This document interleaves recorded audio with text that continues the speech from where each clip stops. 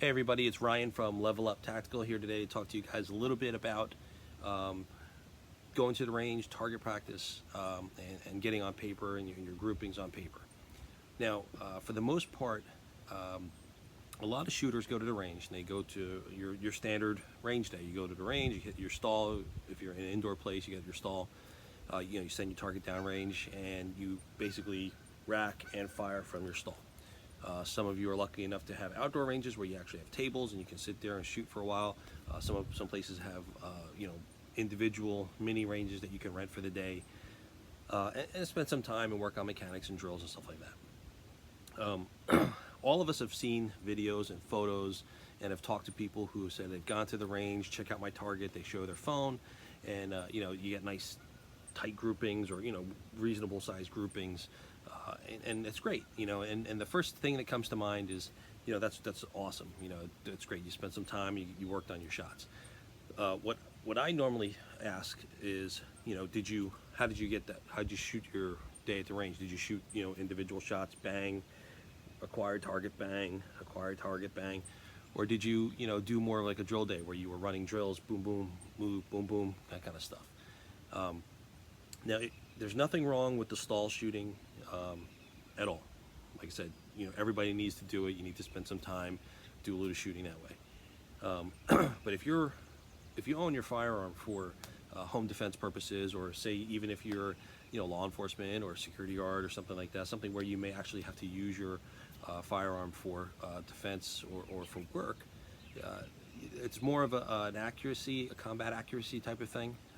Remember, there's two types of accuracy. There's two types of accuracy when we're talking about this stuff here. There's the range accuracy, where again, you're at the stall, you're at the range, you're shooting one, boom, you take in a minute, reacquire your target, boom, hit your zero again. You may even do double taps, stuff like that.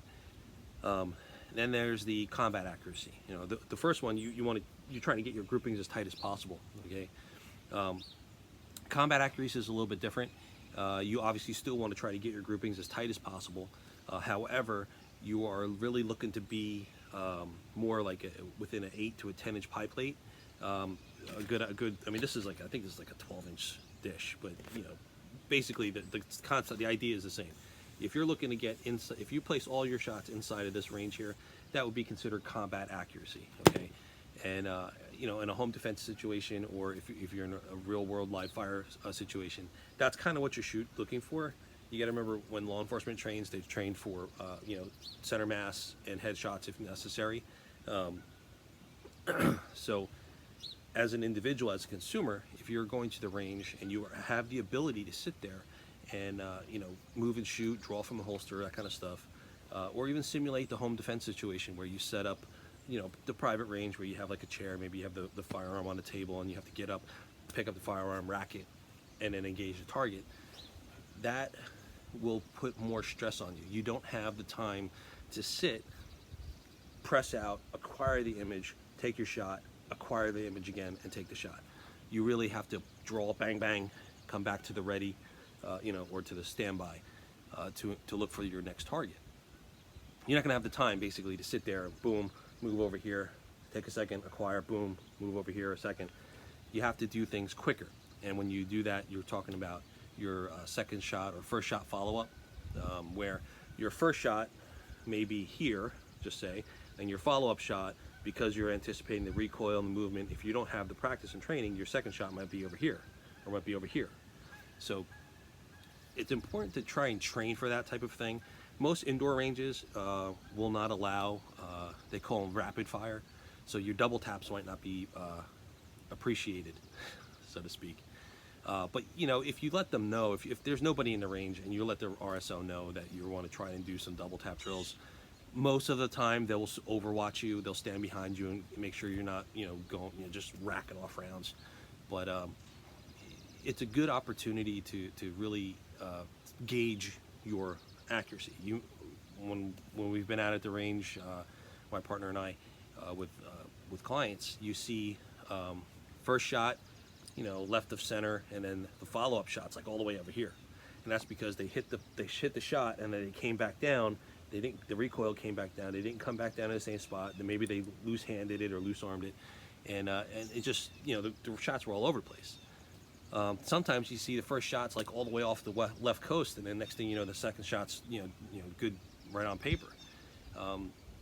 It's all about practice, really, when it boils down to it. If you don't spend the time to practice, drawing first shot and then first shot follow up, you're never going to have any kind of real accuracy when the situation arises. And over the next couple weeks, I'll actually be doing some dry fire exercises with videos and stuff like that. And then there's a new product that I want to show everybody that's I think will help revolutionize the way people train at home in their off time. It'll save a ton of money. It's something you can do in the privacy of your own home. It won't upset your neighbors. And then you can actually transpose. I can't speak again. I don't understand why I can't speak today. You can transpose what you're doing at home between the drawing, pressing out, acquiring first, second shot follow up to actual live fire at the range. Another reason you want to consider this accuracy, the combat accuracy versus target accuracy, you have to remember, in a home defense situation, if you, in the middle of the night, if you pull your firearm because somebody's in the house, or even in a home invasion situation, you pull your firearm, you rack it, you're out there, boom. The adrenaline is rushing you, okay? You're not going to be able to sit there and find your placement. You got to remember, this person who's invading your home is coming towards you to do you or your loved ones harm. So you want to be able to defend yourself as quickly as possible, and that requires muscle memory, and that requires practice and training. I'm a big supporter of training in the home. Obviously, no ammunition anywhere near you. You definitely want to make sure your firearms are safe and clear. You want to put the ammunition away in a separate room. Make sure your firearms are safe, and walk your house, clear the rooms, learn the angles. When you have a firearm, the worst thing you can ever do in life is have it and never train with it, never practice with it, not understand it. You need to understand it. You need to know safety about it. You need to know how it functions, and you need to train, okay? Just having one is not going to be helpful to you at all.